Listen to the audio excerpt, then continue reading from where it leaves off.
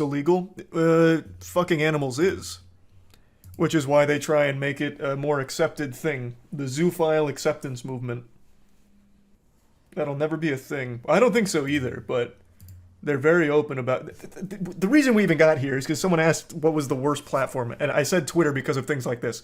Because it amplifies all of those voices and allows them to find each other and grow their movement together and get people locked into their bubble, their little echo chamber. Twitter is gas for financials. No, I didn't just read that. Don't tell me you're getting your fucking financial advice from the, God, what do they call themselves on Twitter? The community? Oh my god. I was just looking at, like, the compilation of their worst financial takes. What are they called? What's that community called? No, not financial gurus. They gave themselves a cool name. Yeah, there it is. There it is. Yeah. FinTWT. Yeah. Oh my god, the advice is always so unbelievably bad. Can you show us? Yeah, what's the... Hold on, let me find it. I'm pretty sure I follow the account. There's a whole Twitter dedicated to just posting their worst takes. Let me find it. How can you search your following list? Can you search your following list? Just control F it. True, I guess that'll work. Oh, this isn't exactly the same thing. Do I not follow the Twitter one? TikTok Investors is the one that immediately pops to mind, but this isn't the Twitter side. I thought I followed the one that compiles the Twitter side. TikTok Investors goes so hard, though.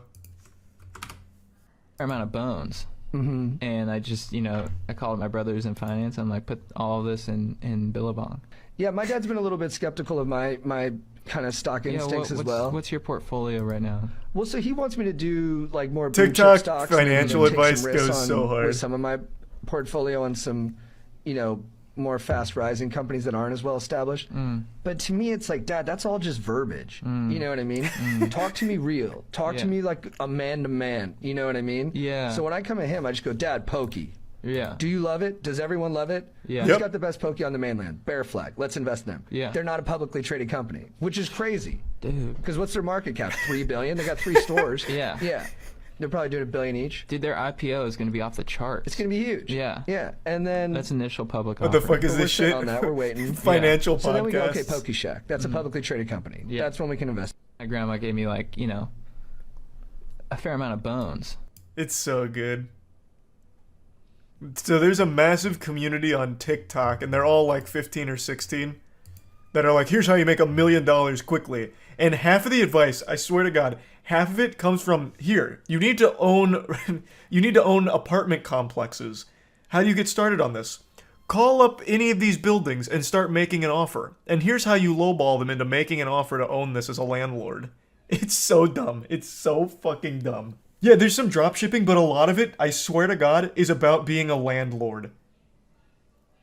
No, it's not satire. You would think it was, and I thought it was at first too, until I kept seeing more and more and more, and I'd go to their pages, and it's just like legitimate's the wrong word, them legitimately trying to give financial advice. It's so bad. It's so bad. What's this? Fuck college, for real. Failing all my classes, hate this shit. I'm gonna get rich. I'm gonna get rich on the stock market, motherfuckers. Amen. They'll never see me coming. I'm already rising. Just wait. $1 million soon. I'll update. This one seems more satirical. So basically, the company that I thought was going to go up went down 30% in one day. So all my positions just got completely wiped out. And then I made another bet that it was going to go up, and it did, but I slept through the market because I took a nap and lost everything. Damn, you hate to see that. The stock market just doesn't want to see you win, champ. Just put more money in. God, it's good. Financial advice on Twitter and TikTok is just the best. Thanks to Brian Brock and the resub TJ. The first one was satire? Oh, the pin tweet? I mean, that could be, I guess. I don't know. I don't know those guys. That one could be satire, I guess. How about financial advice on Reddit? Reddit is bad for a lot of things, but I will give credit where credit is due. Sometimes, a broken clock is right twice a day. Sometimes they will give some of the best goddamn advice that actually does make millionaires by complete fucking accident. Wall Street Bets will often's the wrong word, occasionally will just have a crazy play that pans out wildly. And I'm not even just talking about GME. There was a lot of them that were preaching Bitcoin back in like 2012, and look at how that panned out. So you might, at some point, if you followed all of Reddit's investing and financial advice, you might make money after losing a ton. If you had infinite money and followed all of Reddit's financial advice, you'd lose a lot, but you'd also win sometimes, which is a lot better than TikTok advice, where you'll never win, ever. I think you need to wipe your cam. Why is there something on my cam? What game has the worst community? That's something I thought about a lot. I can never fully decide which game has the worst community. It's fucking hard. The easy answer is things like League and Dota. Though I've never had a negative experience in Dota. But I just feel like that's probably not right. There's probably more toxic communities somewhere. COD? See a lot of people saying COD. Thanks Prime, Twitch Prime. I can't play with voice chat on because of stream, so I don't actually hear modern COD. But I don't actually see COD people online constantly at each other's throats. They usually just play their game, rage, call it a night. I don't ever really see them online making a big hoopla. Rust has definitely got to be up there. I agree. Rust is definitely up there in the top 5. Make a tier list of the most toxic communities. Actually not a bad idea. Going through like all of the biggest drama with the major communities. Figuring out which are the most toxic. See, like that right there's a fucking banger of an idea. Might do that.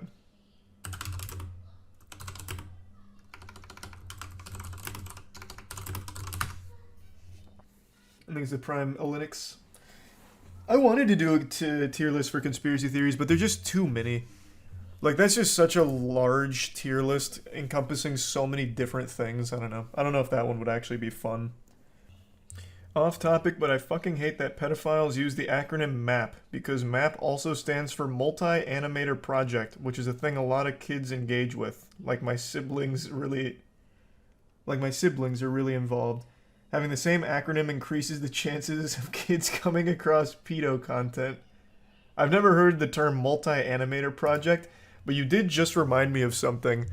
There was a video that a Smash Bros. Creator just made about Kazuya, and it was like, his CP is too good, or something like that.